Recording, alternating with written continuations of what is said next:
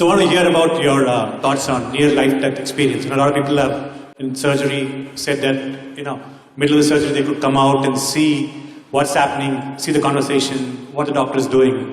So just a thought, when do people really die at the time, or they reach some moksha or heaven, come back? Near death? You mean near death? Yes, you near said death near experience. life, so I was wondering what…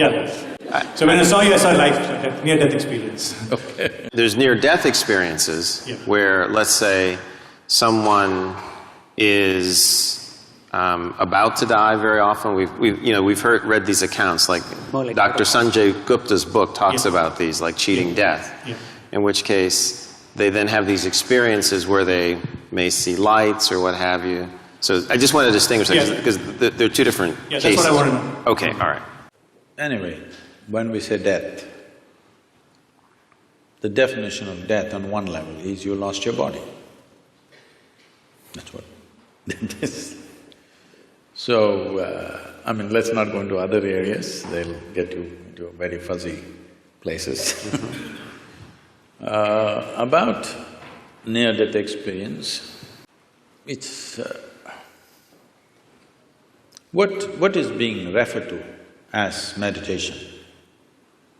We have a certain type of meditation called shunya. That means shunya literally translates as emptiness. That's not the right translation, but there's no appropriate word in English. So it's emptiness or nothingness. So if you settle down into shunya meditation, it's not near death, it's actually death, but conscious death. Suppose you're riding a bicycle, you are a new rider with little balance, so you will go like this. Some other kid is riding, he'll leave his hands free and whistle and look here, look there and ride and do all kinds of things, stand up on the handlebar and turn around, jump, all this. Why? It's a certain mastery, certain balance and mastery. Now, you can jump off the cycle and again jump back and do all these things. Similarly with your body, if you have a certain amount of mastery, you can jump off and jump back quite effortlessly. Now it is happening accidentally because of some medication, or for many people during 60s, 70s, the LSD time, there were a whole lot of people talking about this thing, sir, it's your time. It was your time. Oh, okay. Metaphorically. So, a whole lot of people talking about this, and it really happened to them. It's not that they were imagining things, it actually happened to many of them. But it was also because it was hallucinatory. Nobody knows whether it's this or that. There's no way to for sure say it actually happened to them or not. But I've met many people of those times who genuinely experienced things with which their lives got transformed in many different ways.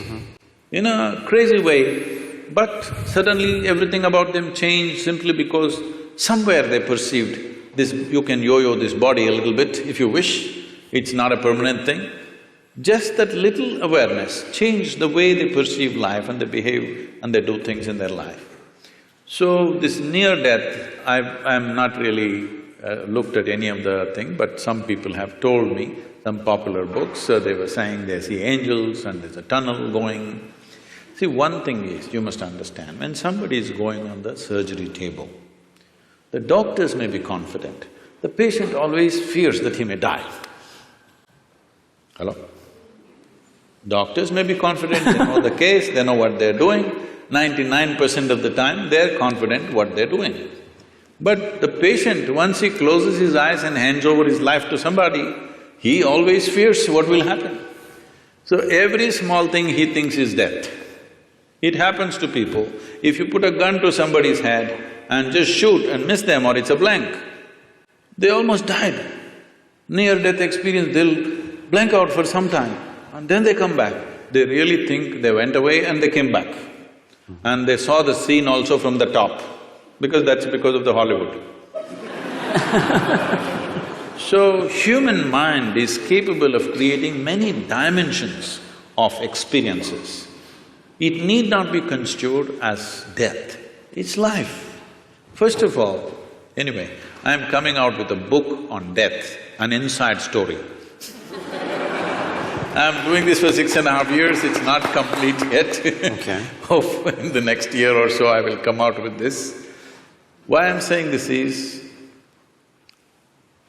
in reality, there is no such thing as death. It's life, life and life alone, moving from one dimension to another dimension to another. So if I lose one dimension, it looks like that is dead. Right now, it is a medical fact that they say approximately every fortnight, you're losing 7 kilograms of your existing body and something new has come in 1 fortnight. Whatever your weight, you must just calculate in how many fortnights you're completely lost. Everything that you have in your body is being lost continuously and something else is coming in. But you don't experience as that every meal and every day you empty your bowels, you must experience it as near death. But that doesn't happen to you. But this happens to you because there is some disengagement in your experience, first particularly because of anesthetic impact. The disengagement with various faculties that you're normally used to suddenly makes you feel you're dead. Nobody died. It's a completely wrong perception. Yes, every moment of your life, if you are willing, if you are not entangled with situations and your own thoughts and emotions, there are many things you can perceive right here. Right here, sitting here, you can look at your life from there, okay? This is not near death, this is life. But because, as I said, loss of faculties works out well for a lot of people, unfortunately. It's not a good thing. This happened.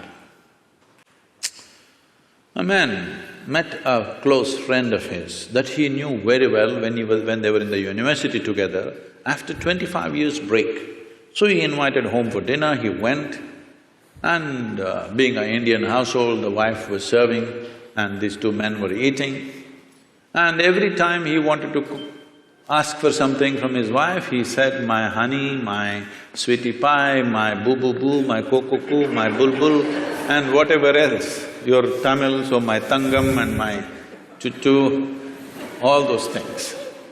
So after the dinner was over, the friend was leaving and he said, you are having an amazing life, aren't you? I'm married with my wife for 15 years, we can't even look at each other's face. The way, the endearments you're showering upon your wife is truly fantastic. I said, what are you talking about? He said, you called her bulbul, you called her tangam, you called her this. I said, oh man, I forgot her name 7 years ago.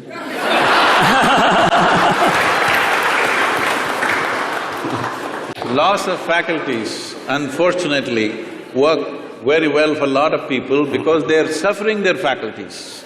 The greatest faculties that have come to us after millions of years of evolution, unfortunately we suffer because we have not read the user's manual.